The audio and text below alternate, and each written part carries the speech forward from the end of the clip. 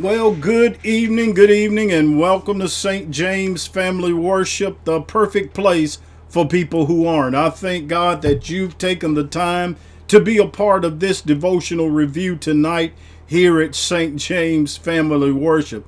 I tell you, we have embarked upon day 317. 317 straight days of devotionals here at St. James and the reviews at night. I thank God that you've gotten on the train to be a part of this spiritual growth campaign this year. And as we get ready to get into our devotional today, our devotional topic was you grow spiritually in community.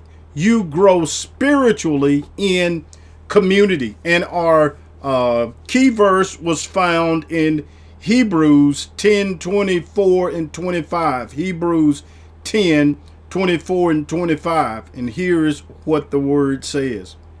Let us think of ways to motivate one another to acts of love and good works. And let us not neglect our meeting together as some people do, but encourage one another, especially now that the day of his returning is drawing near. His returning is drawing near. You know, I've been in church practically all of my life. My mom had me in Sunday school, and I'm sure she had me in her arms before I even knew it in church at New Hope Barfield. Church has always been an important and major part of my life. I've always enjoyed church for the most part. You know, a lot of times when we're young, we don't enjoy it as much as when we realize and grow up and understand what church is all about. It's all about Jesus. You know, I hear lots of erroneous talk because people, when they don't want to be in church and when they backslide and go away from church, they always throw out, oh, I don't have to be in church to be saved. I don't have to go to church to this. I don't do that. Yeah, but here is the thing. You don't have to go to church to get saved. But I promise you, when you get saved for real, you'll want to be in church. Why? Because God created us for community. He created us for fellowship and relationship. He created us to come together and be one another's aid, to be one another's keeper. See, at the beginning of time, Cain and Abel, Cain squabbled with Abel about something, and after killing his brother, God came to Cain and asked Cain, where is your brother Abel? And Cain missed the total idea of life by saying, am I my brother's keeper? What people don't understand is that God created us for fellowship, to be with one another, to support one another, to help one another. And that's what the church is all about. That's what the ecclesia is, the called out ones. God called us out to be together, to do life together. God wants you to do life in community with some people so that you can strengthen one another. Church is about strengthening each other. Now, don't get your focus on the building, but understand the building is where we come to fellowship together. So it's not totally about the building, because we could meet in a home and still be the same way. Matter of fact, in the Bible, they didn't have these big edifices that we have. We have some of the most beautiful places to worship. We have some of the most, the best worship areas.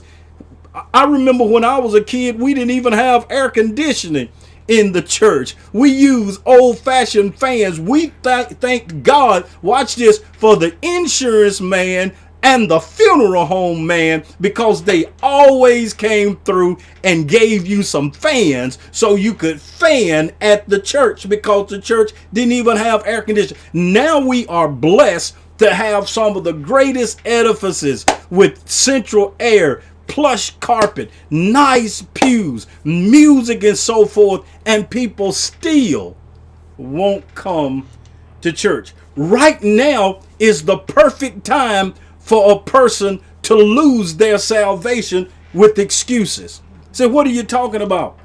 Any excuse is a good enough excuse for a person that wants an excuse. Well, I don't have to be in church. I can always watch TV. Yes, you can watch TV. You can watch me online, but there is nothing like the personal touch of being together as children of God in the church building together. Now look at what the word says, and then I'm going to rest. Don't cut off. Don't leave me now. Hang in there for a second. Look at what the word says in our devotional for today. Let us think of ways to motivate one another to acts of love and good works. God wants you to have good works. And in order to motivate somebody, you got to be around somebody. Because one, you got to get past the trust barrier. I got to be able to trust you and depend on you for you to be able to motivate me. I got to have respect for you and respect for the character that you have. Now watch this.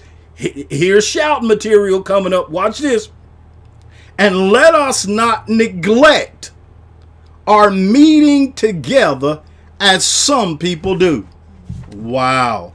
Paul knew back then that people would not want to get together to worship, and that people would make excuses. Now, I'm not on a soapbox dealing with those of you that maybe have issues of being in church right now, compromised immune system and so forth. I'm not talking about that. I'm talking about the word, what we're talking about in our devotional. And that could be before COVID. That can be after COVID. What I'm saying is God created us to fellowship together. There's nothing that will ever take the place of God's church. Now, understand, you are the church.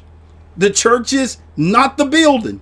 The building is just the place that we go and take our church, which is us, so that churches can get together.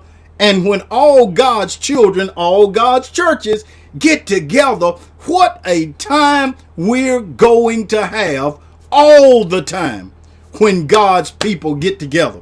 Now, let me say this. Wherever you are in these United States or abroad, in the morning, 9 o'clock, 10 o'clock, 11 o'clock, you ought to be dressed and going to somebody's worship service. Hello, somebody's worship service. Say, well, you know, this COVID thing's still out here. The COVID thing ain't going nowhere. It ain't going nowhere, but watch this. This COVID thing has never stopped you from going to Walmart. This COVID thing has never stopped you from shopping. This COVID thing has never stopped you from going to ball games, recreation things, parties, comedy clubs. Y'all don't want to be real and talk to me tonight. This COVID thing is just an excuse for some people not to get together in the house of the Lord. Had some people that asked me just a little while back, well, hey, think we might want to shut the church down again? I'll never shut God's church down again. I will always allow those that want to come to God's house. Let them shut the devil's house down. Let them shut the club down. Let them shut the strip joints down. Let them shut all that stuff down. But there ought to be a place you can come to and worship and give God glory through all of this pandemic that's going on, because if nothing else, we need to encourage one another through this situation. Even in death, when we have loved ones to pass on, we need each other. We need community to get through some of this stuff. I gotta go because I'm getting ready to start preaching because I feel my help coming on about right now. So I'm gonna quit. I'll see you in the morning at 9 a.m. a.m. Sunday school at St. James Family Worship, 10 o'clock worship. I look forward to seeing you. Make sure you understand that we need to come together. We need each other. It ain't about you. It's not about me. It's about Jesus. And we come together, bring our churches, and we gonna have a shouting good time. God bless you and God keep you is my prayer for you tonight.